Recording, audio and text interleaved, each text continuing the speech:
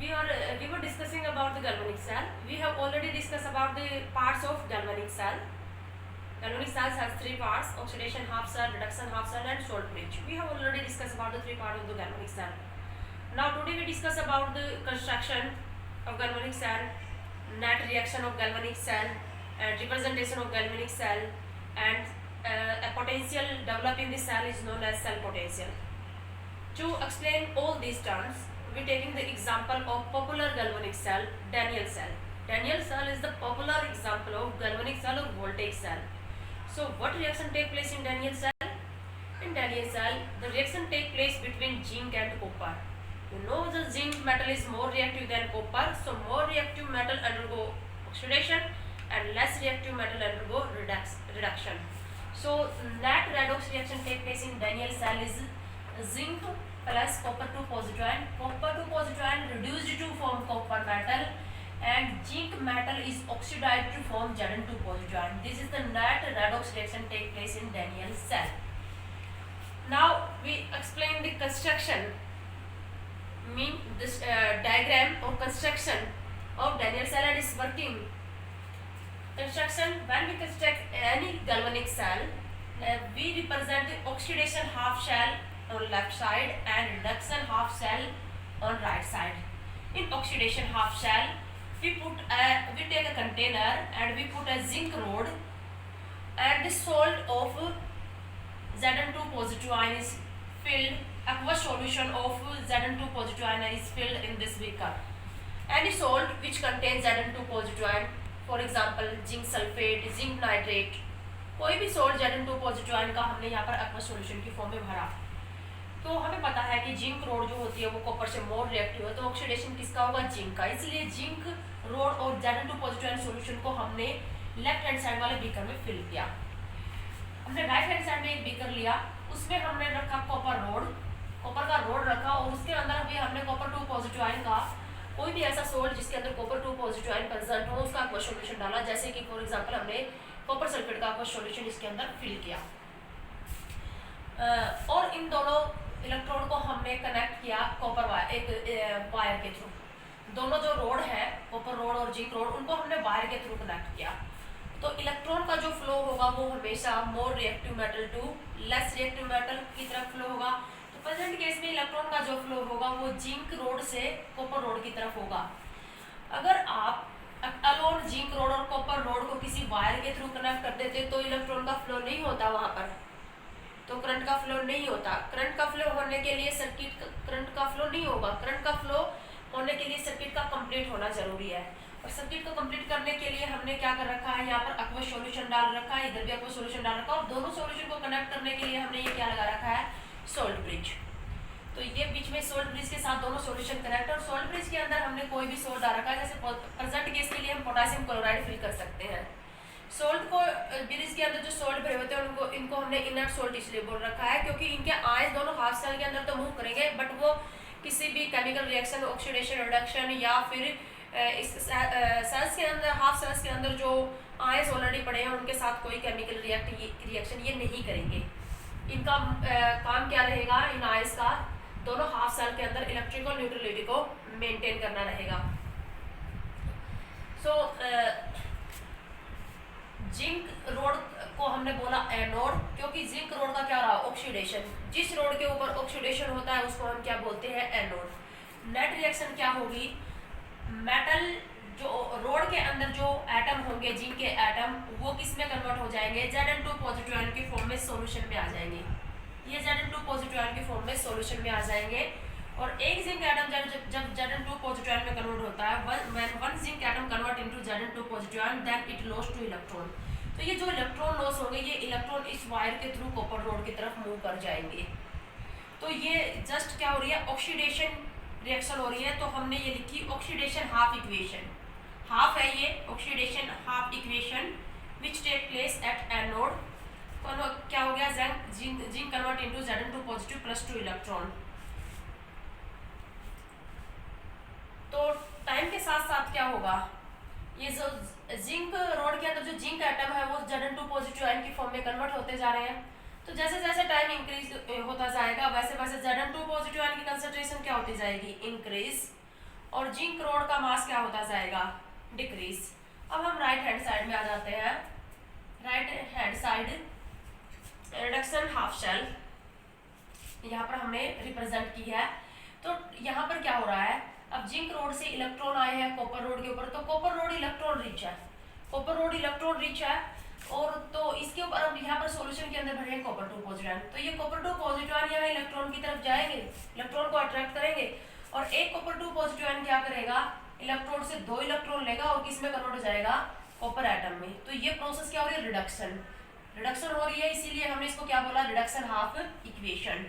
तो copper 2 positive ion धीरे धीरे क्या किस में कन्वर्ट होते जा रहे हैं, कॉपर एटम में।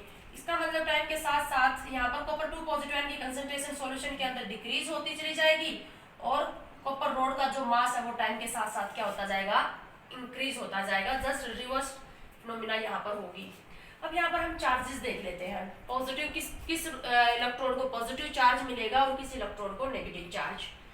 अब चार्ज में यहाँ पर क्या है, अगर हम चार्ज वाइज देखते हैं तो यहाँ पर कॉपर रोड इलेक्ट्रॉन रिच है, कॉपर रोड इलेक्ट्रॉन रिच है, और जो इलेक्ट्रॉन रिच होगा उसके ऊपर कौन सा चार्ज आएगा, नेगेटिव चार्ज। तो चार्ज वाइज तो ये नेगेटिवली चार्ज है ये रोड, और यहाँ से इलेक्ट्रॉन जो है वो कॉपर की तरफ जा रहे हैं, इसका मतलब ये इलेक्ट्रॉन डेफिशिएंट है। तो इलेक्ट्रॉन डेफिशिएंट है तो चार्ज वाइज ये क्या है, पॉजिटिवली चार्ज है। बट ये एक बैटरी बन चुकी है, ये बैटरी बन चुकी है। बैटरी क्या होती है, बैटरी यही तो होती है, कोई केमिकल रिएक्शन चल रही होती है, उसमें करंट फ्लो हो रहा होता है, तो ये बैटरी है। और बैटरी को जब हम रिप्रेजेंट करते हैं तो बैटरी को हम इस तरीके से रिप्रेजेंट करते हैं, ये बैटरी का पॉजिटिव टर्मिनल है और ये नेगेटिव टर्मिनल है। तो बैटरी के नेगेटिव टर्मिनल से क्या होते हैं, इलेक्ट्रॉन फ्लो करते हैं, नेगेटिव टर्मिनल से फ्लो करते हैं इलेक्ट्रॉन, और पॉजिटिव टर्मिनल से फ्लो करता है करंट। तो अब यहाँ पर जो इलेक्ट्रॉन फ्लो कर रहे हैं वो जिंक रोड से कर रहे हैं, तो जिंक रोड से इलेक्ट्रॉन फ्लो कर रहे हैं, और जिस टर्मिनल से इलेक्ट्रॉन फ्लो करते हैं वो बैटरी का नेगेटिव टर्मिनल है। तो बैटरी वाइज जो है वो क्या होगी, ये रोड नेगेटिव, बैटरी वाइज इस रोड को हम क्या कौन सा साइन देंगे, नेगेटिव साइन देंगे। चार्ज वाइज तो पॉजिटिवली चार्ज है, बट बैटरी वाइज तो ये नेगेटिवली चार्ज, मतलब नेगेटिव रोड होगा ना, नेगेटिव साइन इस एनोड के ऊपर आएगा। और इसी तरह से यहाँ पर क्या हो रहा है, अब करंट का फ्लो रिवर्स हो रहा है, ये करंट का फ्लो हो रहा है, और करंट का फ्लो बैटरी में कौन से टर्मिनल से होता है, पॉजिटिव टर्मिनल से। तो बैटरी वाइज कैथोड के ऊपर कौन सा चार्ज आएगा, पॉजिटिव चार्ज। तो कैथोड के ऊपर पॉजिटिव चार्ज आएगा बैटरी वाइज, और एनोड के ऊपर कौन सा चार्ज रहेगा, नेगेटिव चार्ज रहेगा बैटरी वाइज। अब हमने हाफ इक्वेशन देख ली थी, ये एनोड के ऊपर ऑक्सीडेशन हाफ इक्वेशन हो रही है, ये कैथोड के ऊपर रिडक्शन हाफ इक्वेशन हो रही है। ये एनोड पे हो रही है और ये किस पे हो रही है, कैथोड पे। जिस रोड के ऊपर रिडक्शन होता है उसको हम कैथोड ही बोलते हैं, लेकिन चार्ज वहां पर क्या है, बैटरी वाइज इसके ऊपर पॉजिटिव चार्ज है, बैटरी वाइज इसके ऊपर नेगेटिव चार्ज है। अब इन दोनों हाफ इक्वेशन को अगर हम जोड़ दें, इसको हमने इक्वेशन 1 दिया और इसको हमने इक्वेशन 2 का नाम दिया, तो अगर इन दोनों इक्वेशन को हम जोड़ दें, दोनों दो हाफ इक्वेशन को जोड़ते दौरान हमें एक बात का ध्यान रखना है, नेट इलेक्ट्रॉन को हमें कैंसिल करना है, और नेट इलेक्ट्रॉन को कैंसिल करने के लिए दोनों हाफ इक्वेशन के अंदर इलेक्ट्रॉन इक्वल होने चाहिए। प्रेजेंट केस में हमारे पास दोनों ही हाफ इक्वेशन में इलेक्ट्रॉन 2 है तो इक्वल है। अगर ये इलेक्ट्रॉन इक्वल नहीं होते तो हमें हाफ इक्वेशन को किसी अप्रोप्रिएट एग्जैक्ट नंबर से मल्टीप्लाई करना पड़ता, ताकि दोनों हाफ सेल के अंदर इलेक्ट्रॉन इक्वल हो जाए और ऐड करते दौरान वो कैंसिल आउट हो जाए। तो दोनों हाफ इक्वेशन को हमने ऐड कर दिया। अब इनको ऐड करोगे तो क्या हो जाएगा, 2 इलेक्ट्रॉन से 2 इलेक्ट्रॉन कैंसिल आउट हो जाएंगे। तो हमारे पास रिएक्टेंट में क्या जाएगा, जिंक सॉलिड, और इधर क्या है, कॉपर 2 पॉजिटिव आयन एक्वस, और प्रोडक्ट साइड हमारे पास क्या जाएगा, Zn2 positive ion aqueous solution में और कॉपर सॉलिड। तो ये नेट रेडॉक्स रिएक्शन हो जाएगी, मैंने पहले भी लिखा था, यही नेट रेडॉक्स रिएक्शन होगी डैनियल सेल के अंदर। तो ये दो हाफ इक्वेशन को जोड़ के आप किसी भी रेडॉक्स रिएक्शन की नेट रेडॉक्स रिएक्शन लिख सकते हो। अब नेट इलेक्ट्रॉन यहाँ पर कितने इन्वॉल्व हुए थे, नेट इलेक्ट्रॉन कितने इन्वॉल्व हुए थे, 2 इन्वॉल्व हुए थे, नेट 2 इलेक्ट्रॉन इन्वॉल्व हुए हैं, इसलिए जितने नेट इलेक्ट्रॉन इन्वॉल्व होते हैं उनको लिखेंगे n से। तो n की वैल्यू प्रेजेंट केस में क्या रहेगी, 2 रहेगी। उसके बाद हम लिखते हैं रिएक्शन क्वोशिएंट। रिएक्शन क्वोशिएंट जैसे हम इक्विलिब्रियम कांस्टेंट का एक्सप्रेशन लिखते हैं, इक्विलिब्रियम कांस्टेंट का एक्सप्रेशन क्या लिखते हैं, concentration of product at equilibrium time upon concentration of reactant at equilibrium time. Equilibrium time के ऊपर प्रोडक्ट और रिएक्टेंट की कंसंट्रेशन का जो रेशियो होता है वो क्या होता है, equilibrium constant. Other than equilibrium state, other than equilibrium condition, the ratio of concentration of product and concentration of reactant is known as reaction quotient. Equilibrium state में जब नहीं है हमारी रिएक्शन, तो उस टाइम रिएक्टेंट की और प्रोडक्ट की जो कंसंट्रेशन होती है, कंसंट्रेशन ऑफ प्रोडक्ट और कंसंट्रेशन ऑफ रिएक्टेंट का जो रेशियो होता है वही क्या कहलाता है, रिएक्शन क्वोशिएंट. रिएक्शन क्वोशिएंट को हम रिप्रेजेंट करते हैं क्या उससे, तो क्या हो जाएगा, concentration of product and concentration of reactant. अब हमारी जो नेट रेडॉक्स रिएक्शन आई है उसमें प्रोडक्ट साइड कौन कौन है, कंसंट्रेशन किसकी है, Zn2 पॉजिटिव आयन की, और क्या है, कॉपर सॉलिड. हमें पता है कि जो एक्टिविटी होती है वो प्योर सॉलिड की क्या होती है, 1. एक्टिविटी प्योर सॉलिड की क्या होगी, 1. तो कॉपर सॉलिड की एक्टिविटी तो क्या हो जाएगी, 1. तो हमारे पास प्रोडक्ट साइड में क्या बच जाएगी, concentration of Zn2 positive ion. तो डैनियल सेल के लिए क्या लिखे, जो concentration of Zn2 positive ion. इसी तरह से रिएक्टेंट साइड हमारे पास क्या है, जिंक रोड है, जिंक सॉलिड है, इसकी एक्टिविटी 1 हो जाएगी, तो concentration of Cu2 positive ion. So reaction quotient आ जाएगा concentration of Zn2 positive ion and concentration of Cu2 positive ion. उसके बाद है रिप्रेजेंटेशन. किसी भी सेल के जब हम रिप्रेजेंटेशन करते हैं, ये बहुत इंपॉर्टेंट है. तो सेल के जब हम रिप्रेजेंटेशन करते हैं तो पहले हम एनोड को लिखते हैं, यानी ऑक्सीडेशन हाफ सेल को लिखते हैं हम लेफ्ट हैंड साइड में ऑक्सीडेशन हाफ सेल, और हम राइट हैंड साइड में लिखते हैं रिडक्शन हाफ सेल, यानी कि कैथोड. रिडक्शन किस पे होता है, कैथोड पे. तो एनोड और बीच में ये दो वर्टिकल लाइन है, ये किसको रिप्रेजेंट कर रही है, सोल्ट ब्रिज को. Anode cathode, oxidation half cell, salt bridge, reduction half cell, ये रिप्रेजेंटेशन है. जब हमने इसकी कंस्ट्रक्शन की थी, इसका डायग्राम बनाया था, तब भी हमने क्या किया था, ऑक्सीडेशन हाफ सेल को लेफ्ट साइड में हमने ड्रॉ किया था और रिडक्शन हाफ सेल को राइट में ड्रॉ किया था. और जब हम रिप्रेजेंटेशन कर रहे हैं तब भी हम क्या कर रहे हैं, ऑक्सीडेशन हाफ सेल यानी एनोड को हम लेफ्ट हैंड साइड में रिप्रेजेंट कर रहे हैं और कैथोड यानी रिडक्शन हाफ सेल को हम राइट साइड में रिप्रेजेंट कर रहे हैं. बीच में डबल वर्टिकल लाइन किसको रिप्रेजेंट कर रही है, सोल्ट ब्रिज को. अब एनोड जो ऑक्सीडेशन हो रही है, ऑक्सीडेशन जो प्रोसेस हो रही है उसको कैसे रिप्रेजेंट करेंगे. पहले हमने लिया जिंक हमारे पास जिंक एटम था, रोड के अंदर था, वो किस में कन्वर्ट हो गया, Zn2 पॉजिटिव में. तो जिंक किस में कन्वर्ट हो गया, Zn2 पॉजिटिव में. तो ये क्या हो रहा है, ऑक्सीडेशन. और बीच में ये जो वर्टिकल लाइन है ये कब लगाएंगे हम, जब अलग अलग फिजिकल स्टेट में हो, जब फिजिकल स्टेट इनकी अलग अलग हो. ये सॉलिड है, ये क्या है, एक्वस. इसकी कंसंट्रेशन सपोज करो हमारे पास क्या, C1. रिप्रेजेंटेशन करते दौरान हमें कंसंट्रेशन भी लिखनी होती है. तो यहाँ पर हमने प्रेजेंटेशन में कंसंट्रेशन Zn2 पॉजिटिव की क्या मान ली, C1. फिर हमने लगा दिया सोल्ट ब्रिज. फिर हम रिडक्शन दिखाएंगे. रिडक्शन में क्या हो रहा है, कॉपर 2 पॉजिटिव आयन, सॉल्यूशन के कॉपर 2 पॉजिटिव आयन रोड से इलेक्ट्रॉन लेके किस में कन्वर्ट हो रहे थे, कॉपर एटम में. तो copper 2 positive ion convert into copper atom, तो ये रिडक्शन हो रहा. कॉपर 2 पॉजिटिव आयन की सपोज करो कंसंट्रेशन क्या थी, C2, और कॉपर सॉलिड बन गया ये. तो ये है रिप्रेजेंटेशन, ये डैनियल सेल की रिप्रेजेंटेशन है. इसी तरह से आप कोई भी एग्जांपल आपको दे दिया जाए किसी भी गैल्वेनिक सेल की, आप डायग्राम ड्रॉ कर सकते हो, यानी कंस्ट्रक्शन, उसकी रिप्रेजेंटेशन, उसकी नेट रिएक्शन, उसका reaction quotient, total number of electron कितने आएंगे, दो हाफ इक्वेशन को जोड़ के नेट रिएक्शन आप लिख सकते हो. Cell potential. It is the potential developed in cell due to difference in electrode potential of two half cell. We have already discussed about the electrode potential. Electrode potential हम already discuss कर चुके हैं. Electrode potential क्या होता है, जब electrode को उसी के आयंस के अंदर रखते हैं तो चार्ज डिफरेंस की वजह से जो पोटेंशियल डेवलप हो रही है ये एक हाफ सेल के अंदर होती है. जैसे कि हमने क्या कर रखा है, एक बीकर के अंदर एक रोड रख रखा है, जिंक रोड को Zn2 पॉजिटिव में रख रखा है, तो वहाँ पर चार्ज डिफरेंस जो हो जाएगा सॉल्यूशन और रोड के बीच में, उसकी वजह से जो पोटेंशियल डेवलप होगा वो क्या होगा, इलेक्ट्रोड पोटेंशियल. और अब हम क्या कर रहे हैं, दो इलेक्ट्रोड को हमने आपस में कनेक्ट कर रखा है एक गैल्वेनिक सेल बनाने के लिए. तो दो इलेक्ट्रोड को हमने कनेक्ट कर रखा है, तो दोनों इलेक्ट्रोड का पोटेंशियल अलग अलग है. तो दोनों इलेक्ट्रोड के पोटेंशियल में डिफरेंस होने की वजह से सेल के अंदर जो पोटेंशियल डेवलप होता है उसी को क्या बोलते हैं, cell potential. So cell potential it is the potential develop in cell due to difference in electrode potential of two half cell. दो हाफ सेल के अंदर इलेक्ट्रोड पोटेंशियल के डिफरेंस की वजह से सेल के अंदर जो पोटेंशियल डेवलप हुआ उसी को क्या बोलते हैं, हम सेल पोटेंशियल बोलते हैं. और ये जो सेल पोटेंशियल होता है इसको हम रिप्रेजेंट करते हैं ई सेल से. ई सेल ये जस्ट डिफरेंस है किसका, दो हाफ सेल के अंदर जो दो इलेक्ट्रोड है उनके इलेक्ट्रोड पोटेंशियल का difference. E cell is the difference of electrode potential of two electrode. दो इलेक्ट्रोड के इलेक्ट्रोड पोटेंशियल का डिफरेंस होता है ये ई सेल. अब हम इसको कैसे निकालेंगे ई सेल को. अब इलेक्ट्रोड पोटेंशियल तो दो तरह के होते हैं, ऑक्सीडेशन पोटेंशियल और रिडक्शन पोटेंशियल। तो जब हम ई सेल निकालते दौरान जो इलेक्ट्रोड पोटेंशियल लेंगे वो सेम लेंगे, सेम इलेक्ट्रोड पोटेंशियल का डिफरेंस लेंगे। जैसे कि दोनों रिडक्शन पोटेंशियल ले ली, एनोड की भी रिडक्शन पोटेंशियल और कैथोड की भी क्या ले ली, रिडक्शन पोटेंशियल, या दोनों रिडक्शन पोटेंशियल का डिफरेंस लेंगे या फिर दोनों ऑक्सीडेशन पोटेंशियल का डिफरेंस लेंगे। ऐसा नहीं है कि एक इलेक्ट्रोड की ऑक्सीडेशन पोटेंशियल ले ली और दूसरे की रिडक्शन पोटेंशियल और उनका डिफरेंस ले लिया। दो सेम इलेक्ट्रोड पोटेंशियल का डिफरेंस जो होगा वही क्या होगा, ई सेल। तो ई सेल क्या हो जाएगा, reduction potential of cathode minus reduction potential of anode. मैंने पहले कैथोड को क्यों लिखा, क्योंकि हमें पता है कि कैथोड का जो इलेक्ट्रोड होगा उसका रिडक्शन पोटेंशियल ज़्यादा होगा, जिसका रिडक्शन पोटेंशियल ज़्यादा होता है उसी का तो रिडक्शन होता है।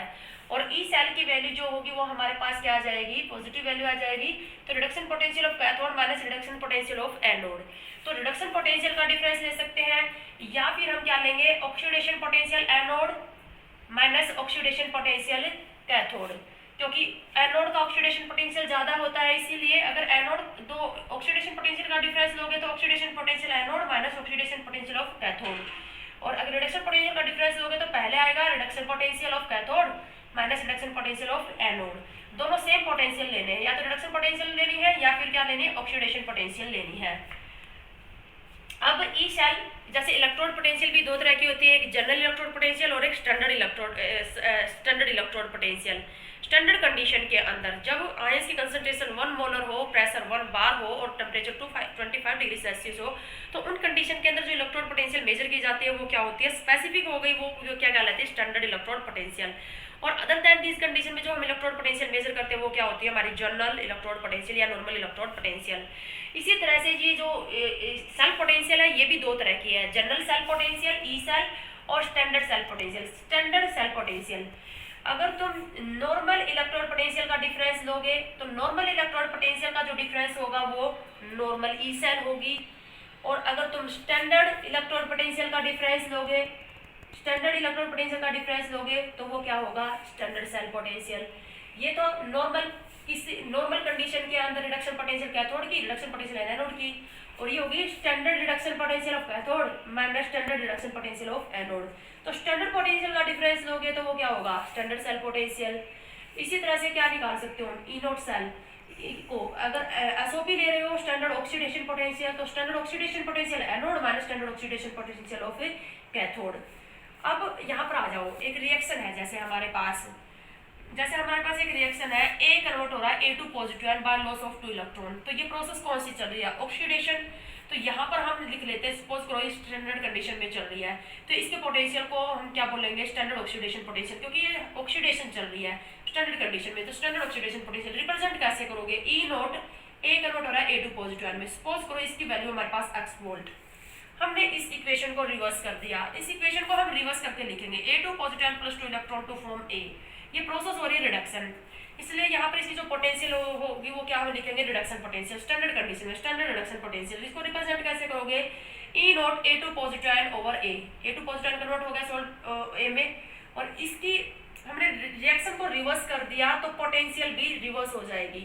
अगर ये जस्ट इस रिएक्शन की रिवर्स रिएक्शन ये है तो अब हमारे पास इसकी वोल्ट, अगर इसकी पोटेंशियल x वोल्ट थी तो इसकी पोटेंशियल क्या हो जाएगी, माइनस x वोल्ट। तो अब यहाँ पर हम ये बात ये कह सकते हैं कि जो स्टैंडर्ड रिडक्शन पोटेंशियल है वो हमारे पास माइनस x वोल्ट है, और स्टैंडर्ड ऑक्सीडेशन पोटेंशियल है वो हमारे पास क्या है, x वोल्ट है। तो सेम सब्सटेंस की ऑक्सीडेशन पोटेंशियल और रिडक्शन पोटेंशियल की वैल्यू तो सेम रहेगी, सिर्फ किसका डिफरेंस आ जाएगा, साइन अलग हो जाएगा। वैल्यू तो x वोल्ट ही रही, सेम सब्सटेंस की ऑक्सीडेशन और रिडक्शन पोटेंशियल में सिर्फ किसका डिफरेंस होता है, साइन का। तो अगर हमें कोई स्टैंडर्ड रिडक्शन पोटेंशियल दे रखी हो और उसकी ऑक्सीडेशन पोटेंशियल बनानी हो तो हम माइनस साइन, इसी तरह से अगर ऑक्सीडेशन पोटेंशियल दे रखी है तो रिडक्शन पोटेंशियल में कन्वर्ट करना तो सिर्फ साइन चेंज करेंगे, सिर्फ साइन का डिफरेंस होगा एक सब्सटेंस की रिडक्शन पोटेंशियल और ऑक्सीडेशन पोटेंशियल, चाहे वो स्टैंडर्ड हो या जनरल हो। तो इसी तरह से अब यहाँ पर आ जाओ, हम क्या कर सकते हैं, एसओपी एनोड। अब हम एसओपी को स्टैंडर्ड ऑक्सीडेशन पोटेंशियल को स्टैंडर्ड रिडक्शन पोटेंशियल में कन्वर्ट करेंगे तो साइन चेंज कर देंगे, माइनस साइन के बजाय क्या आ जाएगा, प्लस साइन। तो हमारे पास ई नोट सेल का एक और फॉर्मूला आ गया, standard oxidation potential of anode plus standard reduction potential of cathode. और अगर इसको तुम चेंज करना चाहते हो, इसको भी तुम स्टैंडर्ड रिडक्शन पोटेंशियल में कन्वर्ट करना चाहते हो, तो ये भी क्या हो जाएगा, नेगेटिव साइन आ जाएगा। तो एक और फॉर्मूला तुम्हारे पास क्या आ जाएगा, SRP कैथोड माइनस क्या किस में कन्वर्ट हो गया, SRP में, और साइन कैसा हो गया, नेगेटिव माइनस SRP एनोड। तो ये सब फॉर्मूले हैं ई सेल निकालने के। तुम्हें जो भी अब तुम्हें हाफ इक्वेशन दी जाएगी या रिप्रेजेंटेशन दी जाएगी, तुम्हें देख के ये पता लगाना आना चाहिए अच्छी तरह से कि जो तुम्हें हाफ इक्वेशन दी गई है उसकी पोटेंशियल कौन सी दे रखी है, ऑक्सीडेशन दे रखी है या रिडक्शन दे रखी है, और इनमें से कोई भी एक फॉर्मूला जो तुम्हें सूटेबल लगे वो उसका यूज कर सकते हो। तो इस तरीके से हम निकालते हैं सेल पोटेंशियल। नेक्स्ट टॉपिक में हम पढ़ेंगे relationship between cell potential and Gibbs free energy.